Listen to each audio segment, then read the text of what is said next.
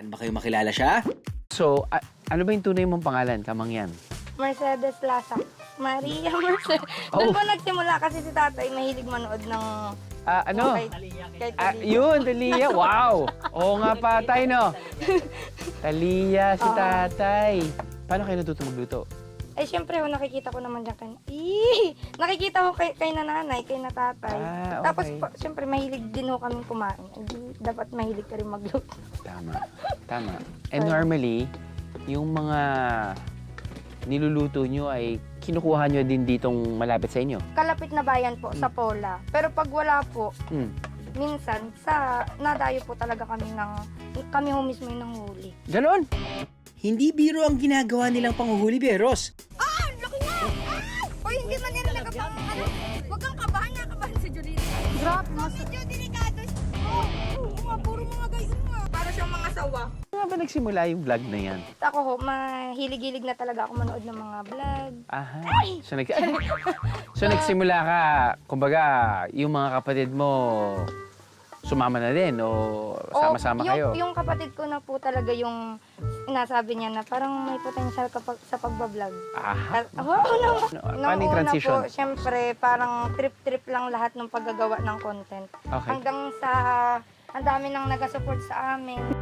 Sa mahigit 3 taon bilang content creator, marami na raw ang nagbago sa buhay ni Kamangyan. Binidyohan na namin dito yung buhay namin dito sa Mindoro. Paano kami namumuhay dito, gaano kasimple yung buhay namin dito. Nangunguha kami ng mga saging, nanguhuli kami ng mga isda, yung Okay. mga ganun. Ngayon, hindi na masyadong simple yung buhay niyo. Ah, natawa na lang. Natawa ka na Okay lang. naman po. Okay naman. Siyempre, doon pa rin tayo sa pinagmulan. Ayun. Pinagmulan. Makikita sa videos ni Kamangyan kung gaano siya kabuting kapatid at anak. Anong nagbago? Siyempre po, parang, ang unang-una po dyan, si tatay ho kasi ay magbubukid. Opo. Hindi na niya kailangang mangutang. Dati po kasi, kailangan muna niya mangutang. Tapos yung kikitain niya dun sa pag-ani, bayad niya lang dun sa utang. So parang wala din halos. Ngayon, bayad na lahat ng utang. Bayad na lahat! Tay, bayad na lahat.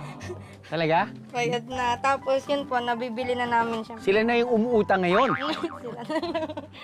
Sa edad ng 24 years old, nakabili na siya ng sasakyan, nakapagpa-renovate na ng bahay, at nakabili ng ekta-ektaryang lupa.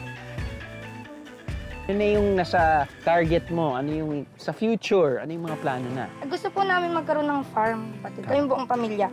Gusto namin yung parang mating kami sa paligid, yung mga tanim, mga hayop, andyan. So yun po yung napag-ipunan po namin.